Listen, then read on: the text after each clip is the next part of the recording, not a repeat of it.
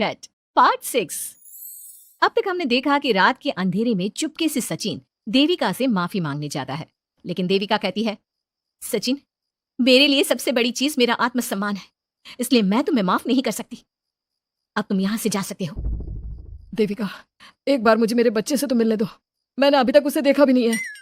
कौन सा बच्चा सचिन? वही बच्चा जिसे तुमने और तुम्हारे बाप ने अपने घर के अंदर तक नहीं घुसने दिया। आज अचानक बच्चे की याद कैसे आ गई? देखो सचिन, चले जाओ यहां से, मेरे बच्चे के सामने और मेरे सामने फिर कभी मत आना। सचिन जब घर जाता है तो घर के सभी आदमी उसे डांटने लगते हैं। इतनी रात को कहाँ गया था सचिन? देविका से माफी मांगने। तुझे शर्म नहीं आई अपनी बीवी से माफी मांगते हुए? घर की इज्जत का कुछ ख्याल है कि नहीं? लेकिन चाचा जी, आखिर अपनी ही पत्नी से माफी मांगने में कैसी शर्म? लो जी लो, नवाबजादे पूछ रहे हैं कि कैसी शर्म। अरे मुझे अभी तक यह समझ में नहीं आता कि देविका तेरी पत्नी है या तू देविका की पत्नी है। जीजा जी, पति पत्नी एक समान होते हैं और माफी मांगने से कोई छोटा बड़ा नहीं होता। काश मैंने पहले अपनी पत्नी का साथ दिया होता।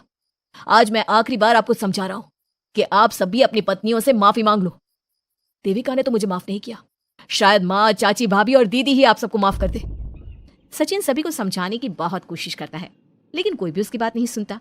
वहीं दूसरी ओर सुजाता के हाथ का बना खाना सारे गांव में फेमस हो गया था, तो उसने एक बहुत अच्छा सा होटल खोल दिया। देविका, मैं चाहती हूँ मेरे होटल की सबसे पहली ग्राहक तुम ही हो, क्योंकि तुम्हारी वजह से ही आज मैं अपना खुद का होटल खोल पाई हूँ। क्यों नहीं भाभी?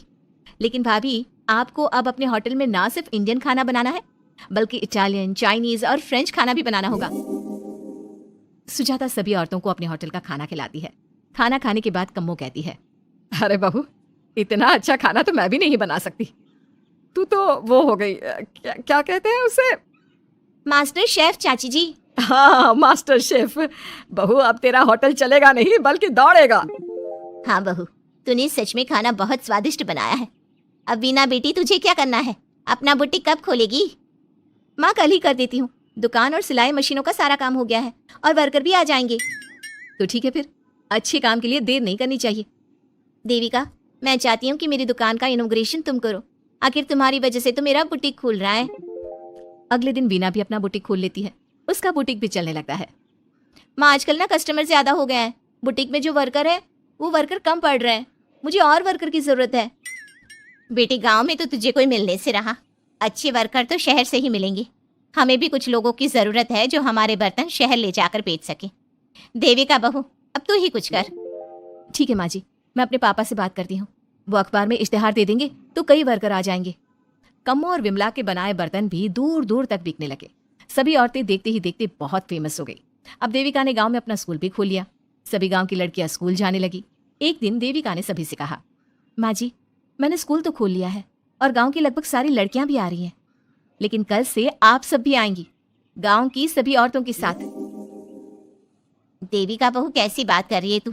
इस उम्र में हम स्कूल जाते हुए अच्छे लगेंगे क्या? माँ जी, पढ़ने की कोई उम्र नहीं होती और आप सबको मैंने कितना कुछ तो सिखा दिया है। अगर आप सब स्कूल पढ़ने आएंगी तो इससे गांव की सभी औरतों को हिम्मत मिलेगी। लेकिन बहू, अब हमें पढ़ने की क्या जरूरत? अब तो हम बूढ़े हो गए हैं। चाची जी, जरूरत है पढ़ने की, और पढ़ने की कोई उम्र नहीं होती। अब देविका लड़कियों को पढ़ाने के साथ साथ गांव की औरतों की शिक्षा पर भी ध्यान देने लगी। कुछ दिन में घर की सभी औरतों के बारे में राज्य के बड़े बड़े मंत्रियों को पता चला और वो सीधा उनके गांव उनसे मिलने पहुंचे। देविका जी, आपकी वजह से पूरे गांव का नाम रोशन हो गया है। जगह जगह आपके घर की सभी औरतों की तारीफ हो रही है। हाँ देविका जी, आप सभी के बारे में सुनकर हम अपने आप को रोक नहीं पाए और आपसे मिलने आ गए। देविका जी, हम आपको और आपके घर की सभी औरतों को सम्मानित करना चाहते हैं और आपके स्कूल के लिए डोनेशन भी देना चाहते हैं। इस तरह मंत्री और गांव के सभी लोग देविका के साथ साथ उसके घर की सभी औरतों को प्रतीक चिन्ह देकर, फूलों की माला पहनाकर और शॉल देकर सम्मानित करते हैं। इसके अलावा देविका के स्कूल के लिए भी बहुत पैसा देते हैं। जिस पंचायत ने देविका के खिलाफ फैसला सुनाया था, उस पंचायत को अपने फैसले पर आज पछतावा हो रहा था। उधर घर के आदमियों की हालत और भी खराब हो रही है। बापू, चाचा जी, अब सचिन ने आपको समझाया था कि सबसे माफी मांग लेते हैं, तब आपने हमारी बात नहीं सुनी। अब देखिए, सभी का राज्य में कितना नाम हो रहा है। खुद मंत्री जी उनको सम्मानित करने आए हैं। बापू, मोहन और सचिन ठीक कह रहे हैं। हमारी हालत तो दिन पे दिन खराब होती जा रही है। ना तो हम घर का कोई काम कर पा रहे हैं और ना ही बाहर का।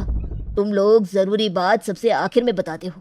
ये बात तुम लोग पहले भी तो बता सकते थे। भैया, हमें सबसे माफी मांगनी चाहिए और सबको यहाँ बुलाकर लाना चाहिए। ठीक है, तुम सब यही चाहते हो तो चलो, आज ही घर की सभी औरतों को घर ले आते हैं। घर के सभी आदमी चल देते हैं सभी औरतों से माफी मांगने के लिए। जैसे ही वो औरतों के पास पहुंचते हैं सभी हैरान हो जाती हैं।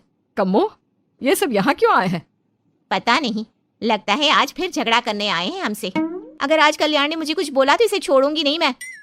मैं भी नहीं छोड़ूंगी मोहन जी को, ना इनका भरता बनाया तो मेरा नाम भी सुजाता नहीं। शांत रहो आप सब, देखने तो दो क्या कहते हैं। सभी आदमी अपनी अपनी पत्नियों से माफी मांगते हुए कहते हैं, कम्मो मुझे माफ कर दो, मैं तुम्हें घर ले जाने आया हूँ। तुम्हारे बिना घर बहुत सुना लगता है विमला, घर चलो। सुजाता, मैंने जो भी तुम्हारे साथ किया उसके लिए मैं बहुत शर्मिंदा हूँ। मुझे तुम्हारी और तुम्हारे हाथ के बने खाने की बहुत याद आती है। तुम मेरे साथ घर चलोगी ना? वीना, वो घर मेरा नहीं तुम्हारा है और मैं नहीं चाहता कि तुम मेरी वजह से अपना घर छोड़ दो, इसलिए अपने घर चलो और हम सबको माफ कर दो। अपने पतियों की इस तरह माफी मांगने से सभी औरतें अपने पतियों को माफ करके उनके साथ जाने को तैयार हो जाती हैं। लेकिन देविका घर आने से मना कर देती है। सभी औरतें उसे समझाती है, देविका बहू, अब घर जाने में क्या दिक्कत है? मांग तो लिए सबने माफी। देख तो सचिन भी कितना शर्मिंदा है। हाँ बहू, हमारी लड़ाई तो यही थी कि ये हमसे माफी मांग कर इज्जत के साथ घर ले जाए। अब घर चलने से तेरी शादी बच सकती है। चाची जी, मैं पहले भी बता चुकी हूँ, अब दोबारा से फिर कह रही हूँ, मेरे लिए शादी से बड़ा है आत्मसम्मान। आप लोगों की शादी आपकी मर्जी से नहीं हुई है, लेकिन मेरी शादी मेरी मर्जी से हुई है। इसलिए शायद आप लोगों को फर्क नहीं पड़ता कि आपके पति ने आपके साथ क्या किया, पर मुझे इस बात से बहुत फर्क पड़ता है कि मेरे पति ने मुझे अपने बराबर नहीं समझा और इसलिए मैं उसे माफ नहीं कर सकती। देविका, मैं अपने बर्ताव के लिए बहुत शर्मिंदा हूँ। तो जिंदगी भर शर्मिंदा रहना। और हाँ, आप सब इनके साथ जाना चाहती हैं तो जाइए, लेकिन मेरी एक बात हमेशा याद रखिएगा, शादी सिर्फ एक रस्म होती है। इस रस्म में पति और पत्नी बराबर के हिस्सेदार होते हैं, ना कोई छोटा होता है और ना कोई बड़ा। इसलिए यदि आपका पति आपको सम्मान दे तो बदले में उसे सम्मान दो, नहीं तो वो जैसा करे आप भी वैसा ही करो। देविका सचिन के साथ नहीं जाती है और अपने बेटे के साथ वहीं रहने का फैसला करती है।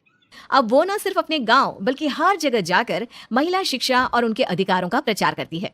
हमारे प्यारे दर्शकों, हमें कमेंट करके जरूर बताएं कि देविका का ये फैसला आपको कैसा लगा और हमारी कहानी सास का घूंघट आपको कैसी लगी।